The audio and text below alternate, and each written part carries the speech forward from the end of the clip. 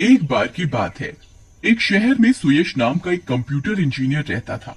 वो एक लड़की सौम्या से बहुत प्यार करता था। सौम्या बहुत सुंदर, अमीर और मॉडर्न होने के साथ साथ पढ़ी लिखी भी थी। लेकिन सौम्या के पापा दीनानाथ को सुयश पसंद नहीं था। वो हमेशा सौम्या को सुयश से मिलने से रोकता था। सौम्या, मैंने तुम्हें कई बार समझाया है कि इस लो क्लास सुयश से मत मिला करो। मुझे ये लड़का बिल्कुल पसंद नहीं है और हमारे स्टैंडर्ड का भी नहीं है। तुम उससे मत मिला करो। पिताजी, वो एक अच्छा और नेक लड़का है। और पिताजी, प्यार स्टैंडर्ड या क्लास नहीं देखता। शाम को सौम्या और सुयश मिलते हैं। सौम्या सुयश को सारी बात बताती है। सौम्या, तुम्हें ऐसा नहीं कहना चाहिए। वो तुम्हारे पिताजी हैं और वो कुछ भी कहें उसे सुन लिया करो। मैं तुम्हारे पिताजी से बात करूंगा, वो हमारी बात समझेंगे। तुम चिंता मत करो। तभी दीनानाथ वहां तीन गुंडे सुरेश, दीना और कांचा को लेकर आ जाता है और सौम्या को वहां से जाने के लिए कहता है। सौम्या चली जाती है। ए छोकरे, मैंने तुझे कई बार कहा था ना कि मेरी बेटी से दूर रहे, लेकिन तू नहीं माना। अंकल जी, मैं सौम्या से बहुत प्यार करता हूँ और हम दोनों शादी करना चाहते हैं। मैं एक पढ़ा लिखा इंसान हूँ। मैं सौम्या को बहुत खुश रखूंगा। सौम्या को खुश रखोगे? लेकिन कैसे? तुम्हारे पास है क्या? एक नंबर के भिखारी हो तुम। मेरी बेटी महलों में पली बढ़ी है। तुम जैसे सड़क छाप के लिए यही अच्छा है कि तुम मेरी बेटी से दूर चले जाओ। अंकल जी, मैं सौम्या से बहुत प्यार करता हूँ। आप तो क्या, भगवान भी हमें अलग नहीं कर सकता। अच्छा, भगवान? इस कलयुग में एक ही भगवान है और वो है पैसा, जो कि मेरे पास है। लड़के, तुझे मैंने समझाने की बहुत कोशिश की, लेकिन लगता है तू ऐसे नहीं मानेगा। ऐसा कहकर दीनानाथ अपने साथ लाए गुंडों से सुयश को पिटवाने लगता है।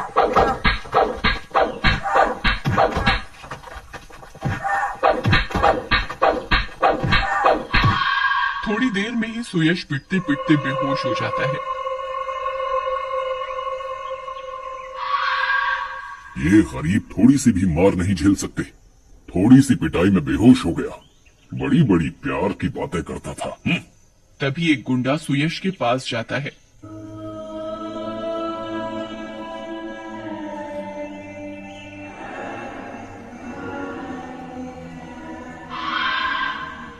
सेठ जी, लगता है ये मर गया है। अरे काहे के गुंडे हो तुम सब? जरा सी बात में डर गए। चलो जाओ यहाँ से, मैं सब संभाल लूंगा। अच्छा हुआ मर गया। पीछा ही नहीं छोड़ रहा था मेरी बेटी का। इसका चेहरा बिगाड़ दो ताकि इसकी लाश भी पहचान न पाए कोई। इसके बाद दीनानाथ और वो तीनों गुंडे सुयश की लाश को वहीं छोड़कर चले जाते हैं।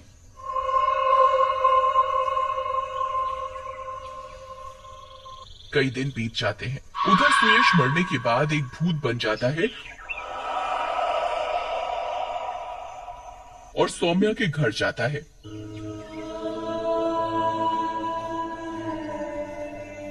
वो खिड़की से झांकता है। सौम्या अंदर बैठी रो रही होती है। सुयश, तुम कहाँ चले गए मुझे छोड़कर? कहाँ हो तुम? कई दिन हो गए। अगर अगर तुम मुझसे सच्चा प्यार करते हो तो प्लीज आ जाओ, एक बार प्लीज आ जाओ। लगता है सौम्या को मेरे मरने का पता नहीं है। दीनानाथ ने भी इसे गलत बात बताई है। तभी भूत सौम्या के सामने आ जाता है और सौम्या को सारी बात बताता है। क्या तुम्हें मार दिया?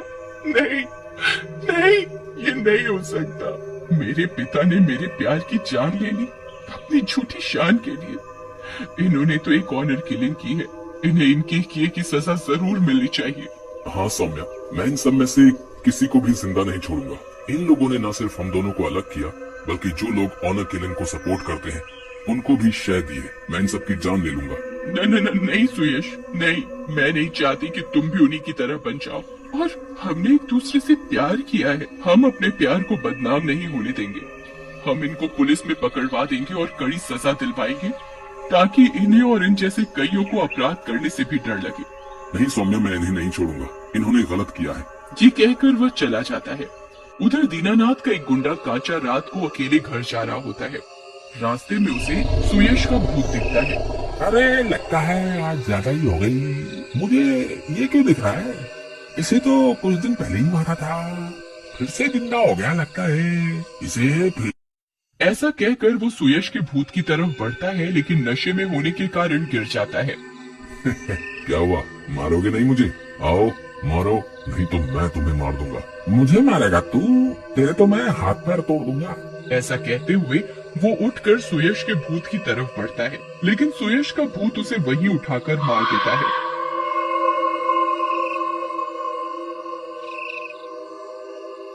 मरे हुए को क्या मारेगा तू? उधर दीनानाथ को कांचा की मौत का पता चलता है। दिनेश और सुरेश उससे मिलने आते हैं। ये कैसे हो सकता है सुरेश? कौन ऐसे मार सकता है कांचा को? दीनानाथ जी, आप तो फालतू की चिंता करते हो। आप भी राई को पहाड़ बना देते हो। अरे आने तो दो, कोई भी हो उसका मुरब्बा बना देंगे। उसके बाद बाकी के दोनों गुंडे दीनानाथ से मिलकर अपने घर चले जाते हैं और रात को दोनों एक बेड पर ही सो रहे होते हैं। तभी सुयश का भूत अदृश्य रूप में दिनेश नाम के गुंडे के पीछे जोर से लात मारता है और दिनेश बेड से दूर जाकर गिरता है। अबे किसकी मौत आई? अबे इसने अपुन को मारा, कौन है? उसकी जोर जोर से चिल्लाने की आवाज सुनकर सुरेश भी उठ जाता है। अरे दिनेश भाई क्या हुआ? क्यों गला फाड़ करके चिल्ला रहे हो? क्या हुआ? अबे एक तो सोते समय मुझे लात मारता है, ऊपर से हंसता है। आज तेरे दांत तोड़ दूंगा। ऐसा कहकर दिनेश सुरेश को पीटने लगता है। फिर भूत सुरेश के शरीर में घुस जाता है।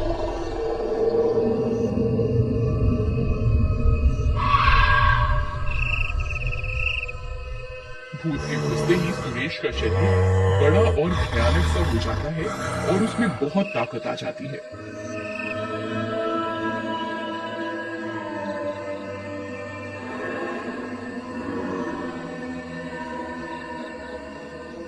मुझे मारता है? तेरी इतनी हिम्मत? तुझे भाई क्या बोल दिया? तू तो सर पर ही बैठ गया। तुझे नहीं छोड़ूंगा। ऐसा कहकर सुरेश दिनेश के शरीर के टुकड़े टुकड़े कर देता है। तभी सुयश का भूत सुरेश के शरीर से बाहर आ जाता है।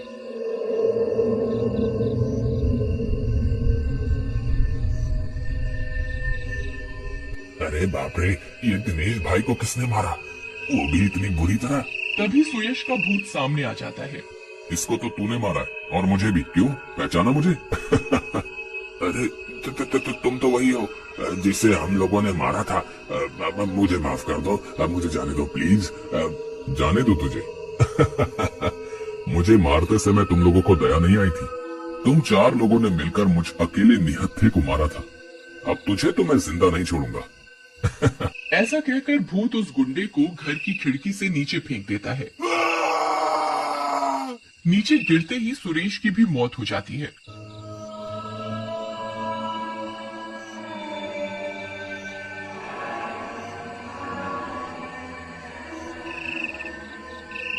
अगले दिन दीनानाथ को इस बात का पता चलता है तो वह बहुत डर जाता है और शहर छोड़ने की तैयारी करने लगता है।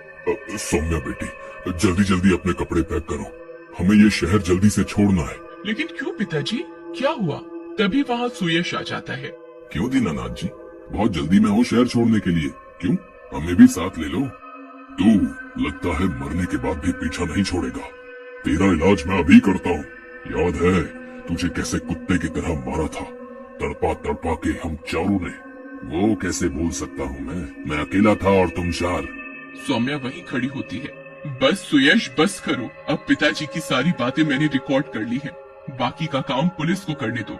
ये सुनते ही दीनानाथ को गुस्सा आ जाता है और वो सौम्या को जोर से एक थप्पड़ मारता है। तेरे लिए मैंने क्या नहीं किया और तू इसके लिए मुझे ही पुलिस में पकड़वाना चाहती है? जा तू भी मर। फिर दीनानाथ पास में पड़ी लकड़ी से सौम्या के सिर पर जोर से मारता है। सौम्या वहीं बेहोश होकर गिर जाती है। मेरी इज्जत के लिए मैं कुछ भी करूंगा। तूने ये क्या किया? अपनी झूठी शान के लिए अपनी बेटी को ही मार डाला।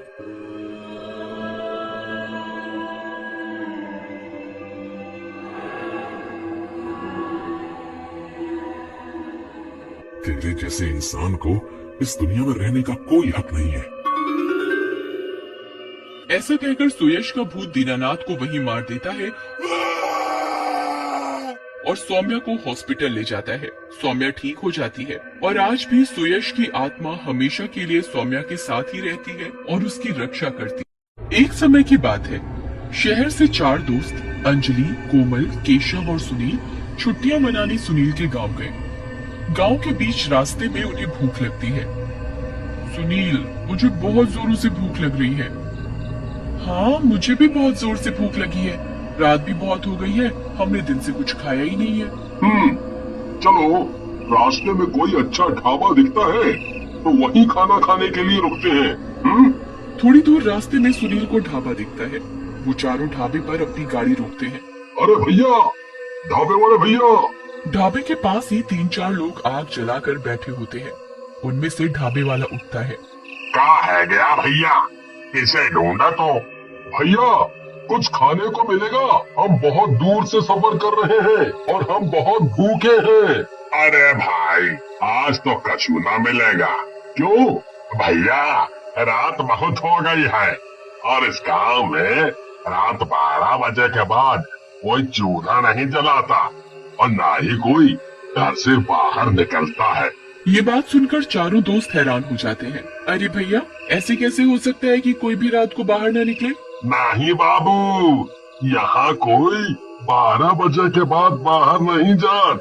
इधर जंगल में एक शैतानी भूतिया भेड़िया की आत्मा घूमत है।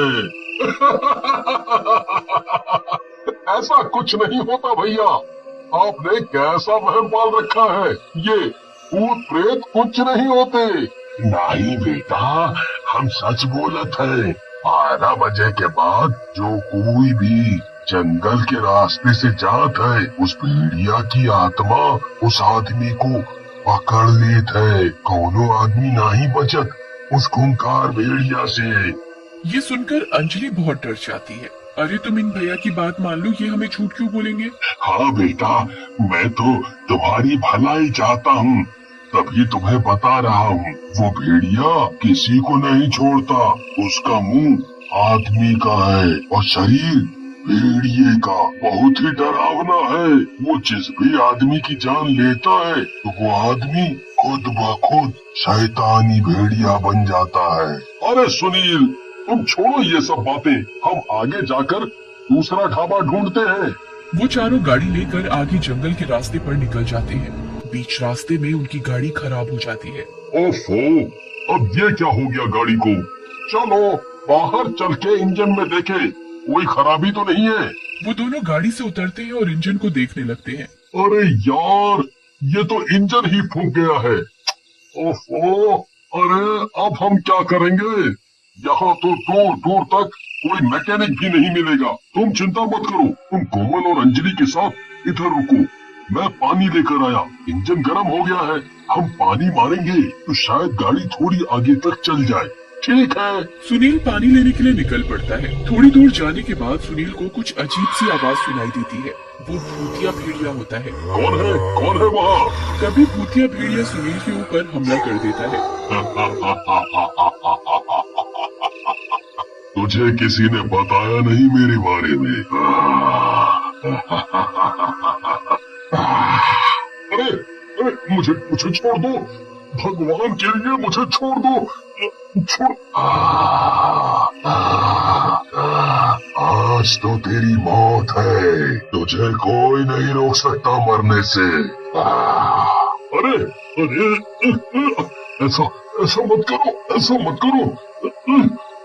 तभी भूतिया भेड़िया सुनील की गर्दन पर अपने पैने पैने नाखून से हमला करता है और सुनील को जान से मार देता है। सुनील को मारने के साथ ही भेड़िया सुनील का खून चखता है और सुनील के शरीर के अंदर आ जाता है। मैं किसी को नहीं छोड़ूंगा, जो भी मिलेगा सबको मार डालूंगा। काफी देर इंतजार करने के बाद, अरे बहुत देर हो गई, सुनील अभी तक नहीं आया। कहीं ढाबे वाला सच तो नहीं बोल रहा था? कभी उसे भेड़िए ने पकड़ लिया हो? अरे नहीं, ऐसा कुछ नहीं होगा, तुम चिंता न करो। तुम दोनों यही गाड़ी में बैठकर मेरा इंतजार करो, मैं एक बार सुनील को देखकर आया। ये किधर रह गया है? केशव सुनील को ढूंढने निकल पड़ता है। थोड़ी दूर जाकर उसे सुनील मिल जाता है। अरे तुम कहाँ रह गए थे? इतनी देर हो गई, मैं तो डर ही गया था। अरे मुझे पानी नहीं मिला। केशव और सुनील गाड़ी की तरफ चले जाते हैं। वो उधर जाकर देखते हैं। तुम इतनी देर से किधर थे? हम दोनों कितना डर गए थे। अरे सुनील को कहीं पानी नहीं मिला, सुनील, तुम एक बार बैठो, मैं गाड़ी चलाकर देखता हूँ, क्या पता अब गाड़ी चल जाए। केशव गाड़ी में चाबी लगाता है और गाड़ी स्टार्ट करने की कोशिश करता है। तभी गाड़ी खुद ब खुद चल पड़ती है। अरे वाह, गाड़ी ठीक हो गई। अब इस जंगल से हमें जल्दी बाहर निकल जाना है। सुनील के अंदर भूतिया भेड़िया मन ही मन में बहुत खुश होता है। इतने सारे लोगों का खून पीने में तो बहुत मजा आएगा। देखते ही देखते वो चारों अपने ठिकाने पर पहुंच जाते हैं। अगली सुबह केशव और उसके सारे दोस्त नाश्ता करने के लिए एक साथ बैठते हैं। अरे सुनील, तुम इतने शांत शांत क्यों बैठे हो? मैं कब से देख रहा हूँ, तुम जब से इधर आए हो किसी से कोई बातचीत ही नहीं कर रहे। सुनील उसकी बात का कोई जवाब नहीं देता। इतने में केशव की माँ पूनम उनके लिए खाना लेकर आती है। चलो बच्चों, तुम सब गर्मा गर्म नाश्ता कर लो। नाश्ते में पराठे, दही, अचार, ब्रेड सब होता है। सुनील ये नाश्ता देखकर बहुत गुस्सा हो जाता है और जोर जोर से चिल्लाने लगता है। ये कैसा नाश्ता है? ऐसा खाना कौन खाता है? क्या हुआ बेटा, तुम्हें कुछ अलग खाना था तो बता देते। मैंने तो बल्कि तुम्हारे पसंदीदा पराठे बनाए हैं। छी, ये पराठे भी कोई खाने की चीज है क्या? पूनम ये सुनकर हैरान हो जाती है। सुनील तो हमेशा घर आकर मेरे हाथ के ही पराठे खाता था, फिर आज ये ऐसे क्यों बोल रहा है? फिर तुम्हें क्या खाना है बेटा, मुझे बताओ, मैं तुम्हारे लिए जल्दी से बना लाऊंगी। मीट, मीट, सिर्फ मीट खाना है मुझे। ये सुनकर वहाँ बैठे सब हैरान हो जाते हैं। अरे सुनील, तुम कब से मीट खाने लग गए? तुम्हें तो मीट कभी पसंद ही नहीं था। तुम तो मीट को देखकर घिन करते थे। मीट के साथ मुझे खून की चाय चाहिए और मैं सिर्फ वही खाऊंगा। तभी अंजलि की नजर सुनील की गर्दन पर पड़ती है। अरे सुनील, ये तुम्हारी गर्दन पर क्या है? तुम्हें ये चोट कैसे लगी? सुनील, अरे कुछ नहीं, जंगल में जब पानी लेने गया था तो झाड़ियों में गिर गया था। सुनील खुद ब खुद मीट की बात भूलकर चुपचाप पराठे खाने लगता है। देखते ही देखते सुनील पराठे खाता ही जाता है। अरे बेटा, तुम तो बहुत भूखे हो। सुनील 25-30 पराठे खा जाता है। अरे अंजलि, अभी तो सुनील को पराठे खाने ही नहीं थे, अब एकदम से इसे क्या हो गया? ये तो खा ही जा रहा है। सुनील नाश्ता करके अपने कमरे में जाने लगता है। अरे सुनील, हम तो यहाँ घूमने आए हैं, तुम हमें अपना गांव नहीं दिखाओगे? लेकिन सुनील केशव की बात का कोई जवाब नहीं देता और चुपचाप अपने कमरे में चला जाता है। मुझे एक बात समझ में नहीं आ रही, ये सुनील जब से जंगल के रास्ते से वापस आए हैं, ये बहुत अजीब बर्ताव कर रहा है। सही कहा तुमने, सुनील ऐसा तो कभी नहीं था। देखते ही देखते शाम हो जाती है और सोने चले जाते हैं। आधी रात में सुनील के अंदर का भूतिया भेड़िया अपने नए शिकार के लिए निकलता है।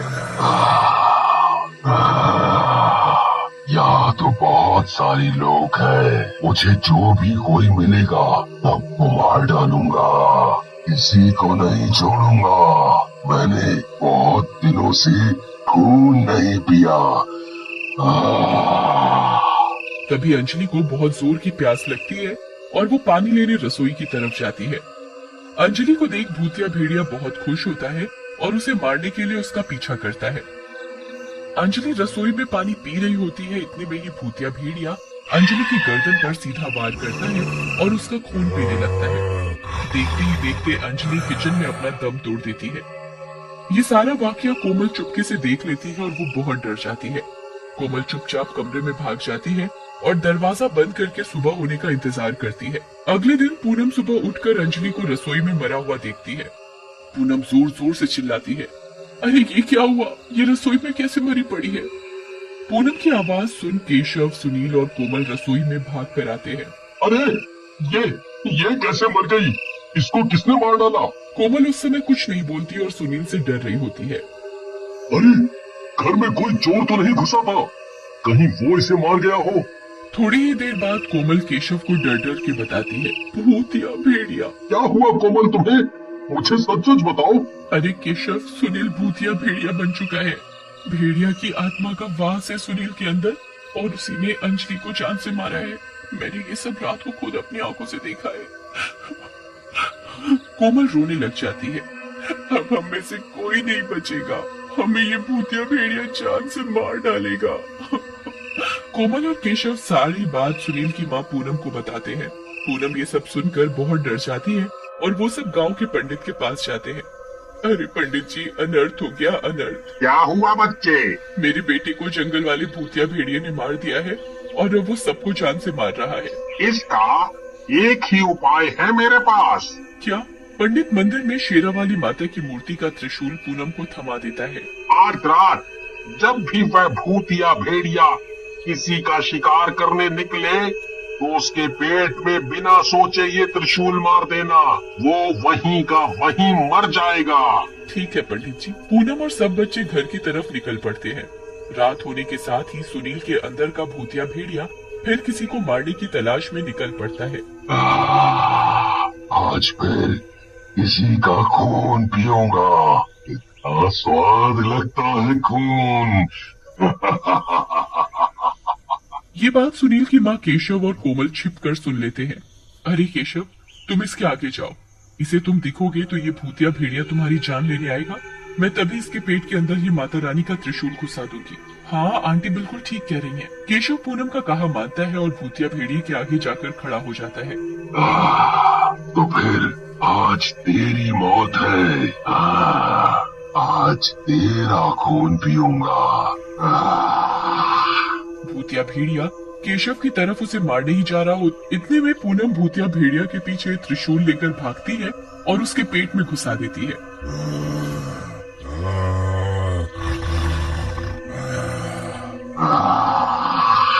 त्रिशूल घुसने के साथ ही भूतिया भेड़िया मर जाता है और सबकी जान बच जाती है।